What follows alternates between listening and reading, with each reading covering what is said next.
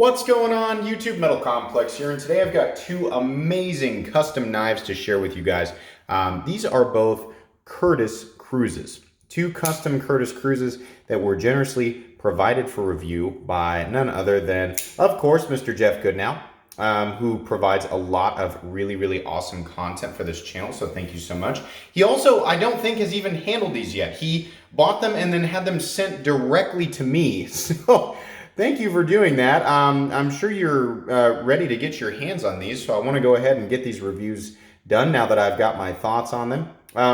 Just so you guys know, this is going to be more of an overview. These are custom knives. They are very expensive, which means right off the bat, they're not going to be for everybody. So this is going to be more of a just me giving my thoughts on these knives, and just keep in mind the main thing that's going to keep me from recommending expensive knives to people is exactly that. They're hyper expensive. They're not things that most people buy every day on a regular basis. But for those people who are interested in purchasing custom knives, maybe this will be interesting.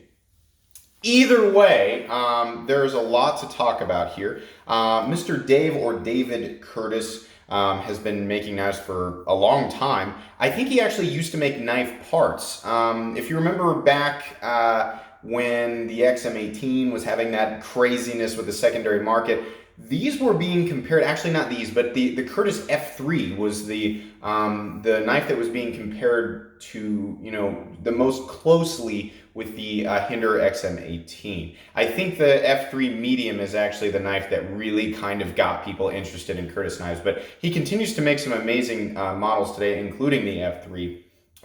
So very cool. By the way, I'm sorry for the echo. I'm in my living room and we bought new furniture, so the whole room is empty, which means my voice is just bouncing off the walls, so I'm really sorry about that. Anyways, let's go ahead and get into this here. I'm gonna do, basically both of these knives at the same time, since they're the same thing. One's just a little dressier.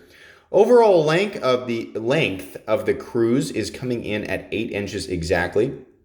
From tip to scale, you're looking at about 3.5 inches of blade and about 3 and just shy of 3.25 inches of cutting edge. It's a little more than 3 1/8. So very good EDC size. It's definitely a full-size knife, giving you just kind of that sweet spot for a lot of people. How about some size comparisons up against the Ontario Rat Model 1? You can see their Rat 1 coming in at 8.6 inches overall.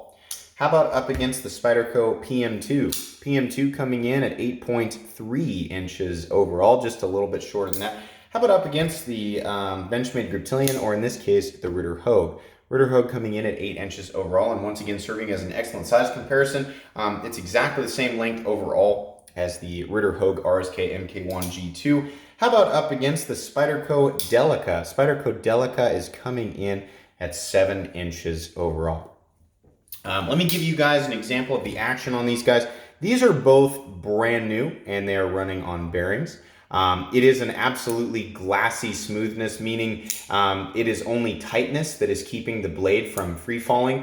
Once these break in, they will absolutely free fall. I think you can see a lot of examples of that online. I'm gonna go ahead and wipe this blade off here. The detent is tuned perfectly. There is no double clutch. You can see the detent there is about medium to medium heavy on this guy. It is a little bit heavier on this more dressy one. But I mean, the smoothness feels about the same, but the detent's a little bit heavier. This one fires a little bit harder, but they're it's only slightly. They're very consistently made. I mean, you can tell that both of these knives are precision made, to extremely similar specifications. Let's go ahead and weigh each knife. Now, each of these knives is full titanium. With custom knives, obviously comes variants. There's probably a range that these come in. I would imagine that, there's a lot of different versions of these, so take these weights with a grain of salt. It probably can change a little bit. Overall weight on the first one there is about 4.23 or 4.25. Let's weigh it again.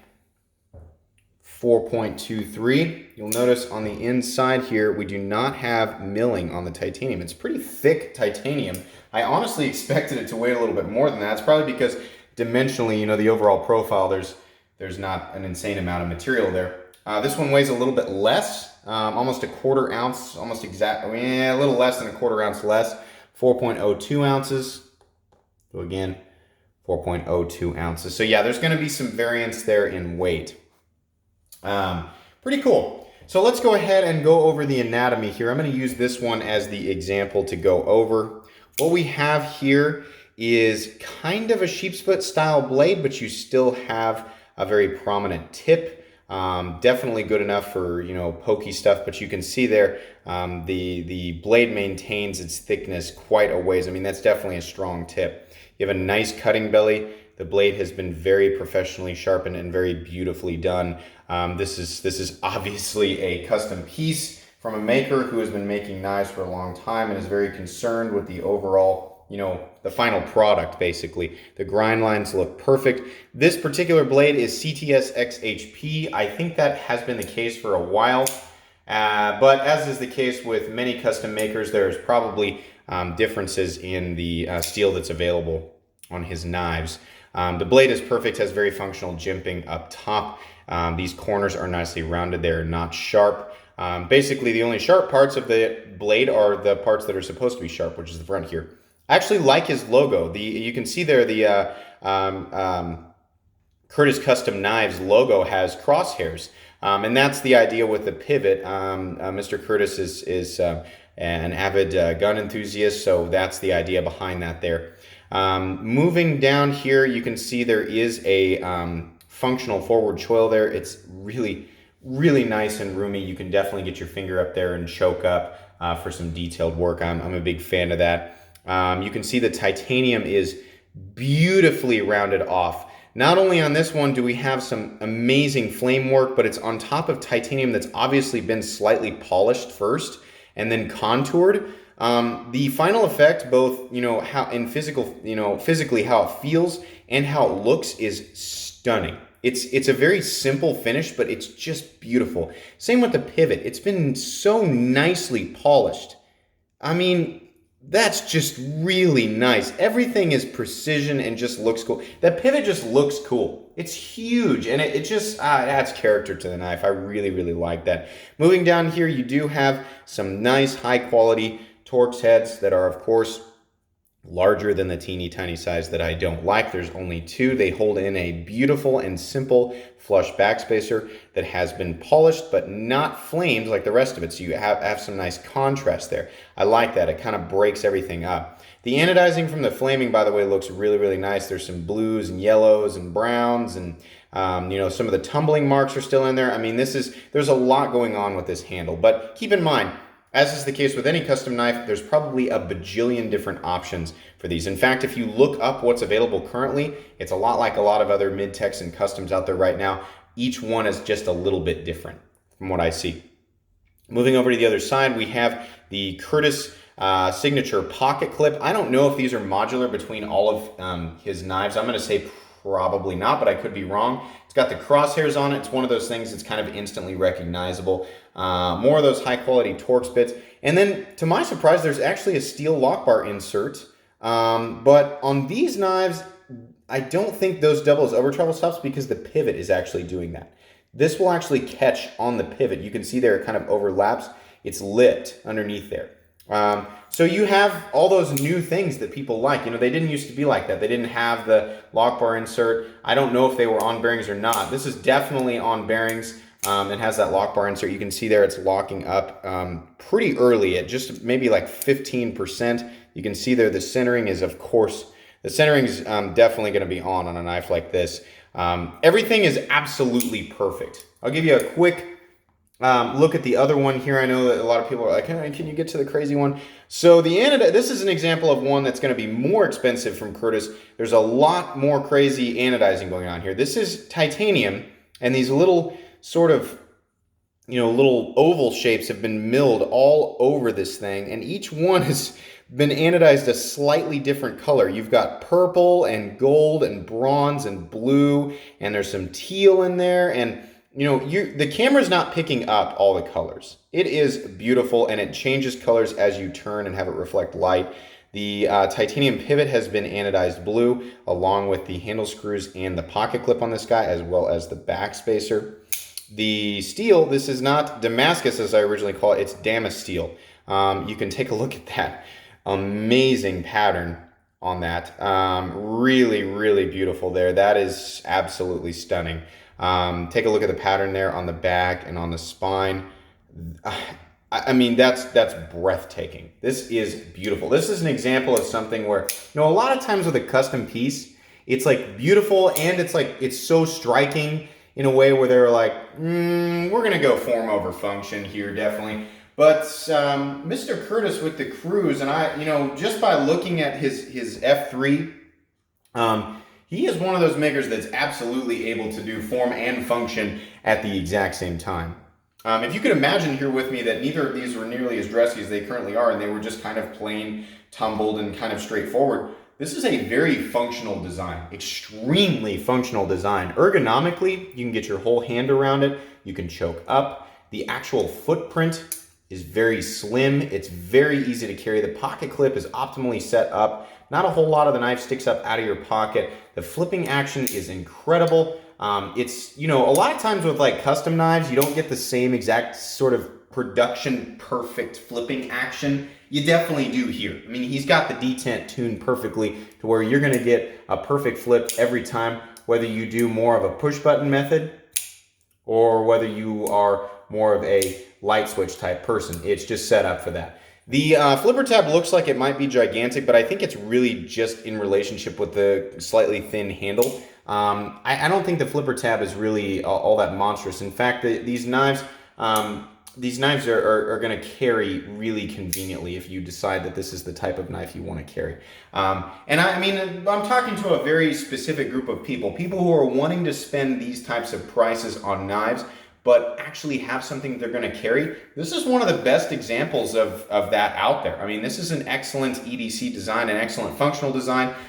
This knife rocking CTS XHP and this knife rocking Damasteel, which it's going to be very similar in performance to CPM 154, which is my favorite steel of all time. So yeah, absolutely.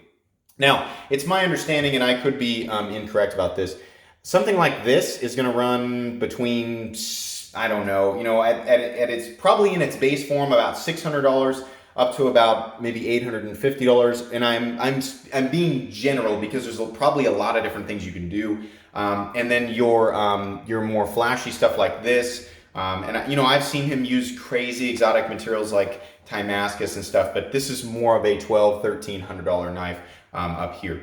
And that's going to turn a lot of people off right away. But just keep in mind, you know, this is really more of a, hey, wow, look at this. These aren't knives that I can regularly afford. This is more of a Jeff Goodenow caliber, which is, you know, the gentleman who provided these. You know, for those of you who can afford stuff like this, can I recommend these custom knives if you're looking for something that you can actually use? Oh, definitely. If you really want to use something in this caliber, these are amazing. The Cruze is this is an awesome design. Very, very functional. And there's, you know, I mean, he didn't leave out the little stuff like the lanyard hole, you know? I mean, this one in particular is, you know, normally I go for the textured titanium. I like this, but there's something about this glassy smoothness that he's done to this knife. I mean, the camera's probably not picking up what I'm talking about. This probably looks like, you know, a lot like some of the other titanium handled knives that you've seen, but this is really, really nice. This has clearly had some extra work go into it than your typical, you know, titanium frame lock. Obviously, this one too, it has the same type of contouring. This is just a little bit more textured, and your brain is picking up more of the texturing and less of the glassy smoothness and the contouring just because there's so much going on. And then visually, you're also picking up like, wow, holy cow, you know, crazy. I love this, but, you know, just so you guys know, if it were me, I would go with something like this. I mean, this is beautiful. I love this. I don't know that I really have any complaints about this knife. There's no lock stick. Both knives have excellent fit and finish. They're both locking up in similar places. This is locking up, you know, just a hair later, but still right there in the 20–25% mark. Still centered perfectly. There's no detent lash. There's no blade play up, down, left, or right. I mean, these are hyper quality pieces. And honestly, you know, for what they cost, I mean, in terms of the custom market, they're pretty competitive. You know, especially a maker like Mr. Curtis. I mean, it's not like he's an obscure name. People know who he is. So that's pretty cool. He's offering his custom pieces in those price ranges.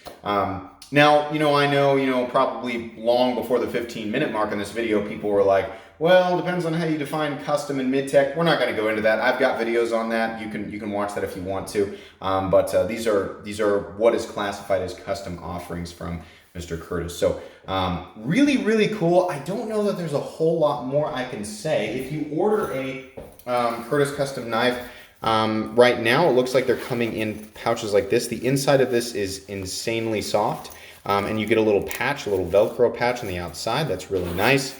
I like, you could almost, in today's knife world, you could almost collect just the pouches that some of these knives come in. They're really, really cool. I don't know that I really missed anything that I wanted to cover. I guess one other thing I can point out is I love the convenience of being able to use a Phillips head screwdriver on the pivot. That's really cool. You don't need special tools or anything. Most people are going to have Torx bits and a Phillips head screwdriver, so it's going to be pretty convenient. It will need to be kind of fat and wide to get in there, but you definitely can do it. I really like these. This is the first time I've ever handled a Cruze knife other than the ODT that Jeff gave to me, so I'm really happy at the opportunity to do it, and I think these are really great. Obviously, they're going to be kind of out of reach for most people looking for knives between the $50 mark and the $250 mark. I think that's where most of us exist, but stuff like this is fun to look at, and when I have a chance to look at stuff like this, I do, because it allows me to have a channel that offers a massive variety of different things in different price ranges. And I think some of this stuff, it's like, I know I'm never going to be able to acquire stuff like this, but it's still fun to look at, and I hope that people are watching my channel, even if they can't afford some of this stuff, I hope that people are still enjoying looking at things like this, because I used to, well before I had a channel, I used to just enjoy watching channels that talked about some of these crazy knives. But in any case, guys, that's going to be pretty much it for today's video. I hope you enjoyed this video. If you did, or at least found it mildly entertaining, please leave a like. If you'd like to take a look at my other content, I do, of course, have lots of videos of knives that are either expensive or inexpensive that I do or don't like. So check that stuff out. And if you enjoy all my content, then please subscribe to my channel, because there's definitely more coming. Thanks again for watching, and have a great day.